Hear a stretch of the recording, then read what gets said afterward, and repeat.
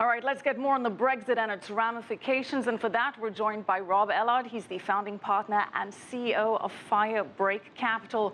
Rob, good to see you. Good to see you. Rob, we chatted last week and you called it correctly. You said that you did believe that the UK will vote to leave the EU, one of the few people that did forecast that. So are you surprised with what's happening now?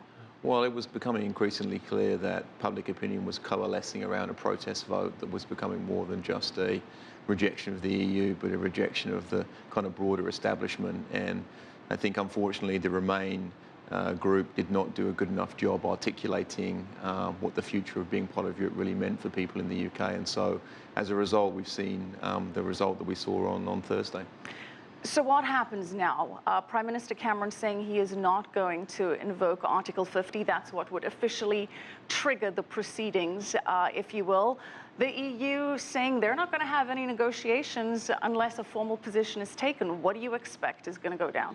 So we're going to hear a lot about Article 50, which is the clause inserted in the Lisbon Treaty a few years ago, which provides a mechanism for states to leave the EU.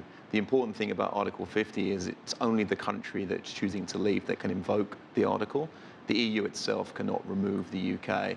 And so what we're seeing here really is the UK taking a negotiating position where it is in its interest to negotiate from a position of strength, so they will not invoke Article 50.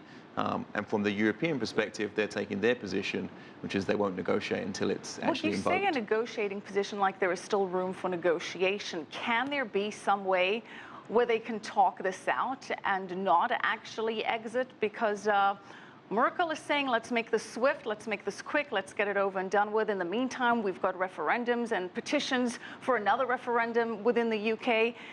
Is there any way that this could all be used as some bargaining chip for better terms for the UK within the EU? The democratic choice has been very clear and the people have voted in a referendum. I don't see there being a reversing of that course. In terms of but maximising... it's not legally binding. It's not legally binding, but it is, from a political point of view, the only way that it could get reversed would be calling of a general election and a single issue party standing on the basis of reversing the referendum. I don't see that happening. I think that you'll see the most important thing in terms of UK politics right now is going to be the Tory party leadership. That will be concluded on September the 2nd.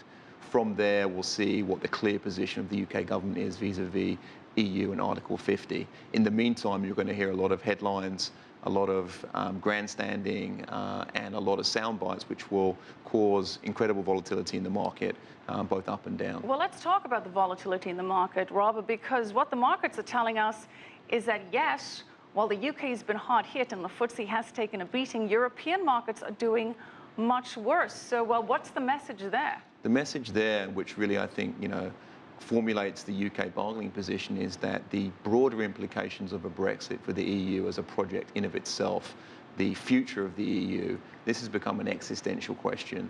FTSE's down 5.5% from Thursday. Eurostoxx is down 11.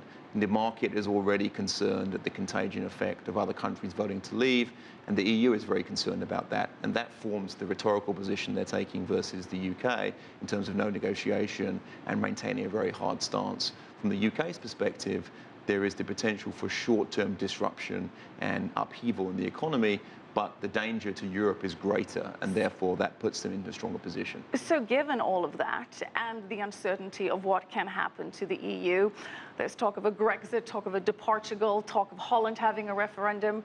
What is your outlook for markets? Are we just going to see a continued sell-off then? I think what we're going to see is range-bound volatility because there's going to be no definitive pathway. There'll be lots of people telling you what's going to happen, but the reality is nobody will know what's actually going to happen until we have a UK government that's going to lead that negotiation and we see how that negotiation unfolds. We're not likely to see that before October.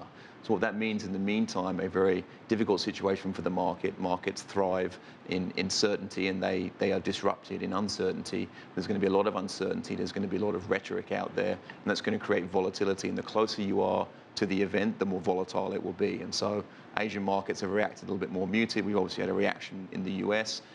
Which is muted vis-a-vis what we've seen in Europe, but the contagion effect is very real and very on the minds of people in the broader market. And we're seeing a rush to safe havens, of course, like gold and US bonds. What does all of this mean for the Fed then and for the ECB? What kind of actions do you expect them to take in the midst of all of this? The Fed, the ECB, and the Bank of England will have been contingency planning around this outcome. They'll be speaking continuously. The Bank of England has performed micro operations within the UK market to make sure there's liquidity and cash available. They're likely to revive the QE program of buying corporate bonds just to add to the market. There's likelihood, I think, of a quarter-point rate cut by the Bank of England.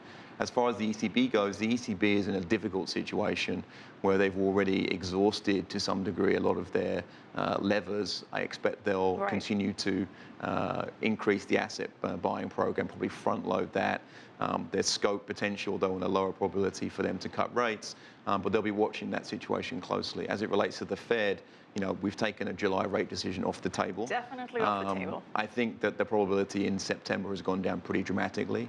And I think coming back to the timeline I referenced earlier, with the UK Parliament and the UK Tory government not having a new leader until September, and a likely course of action in terms of triggering Article 50 and having a clearer idea of what the process will look like until October, I think we pushed the possibility of a Fed rate decision at least until October. And the Fed has shown to be very reactive to global market volatility. So, well, many have made the point that who knows what happens now with central banks around the world having such few weapons left at their disposal.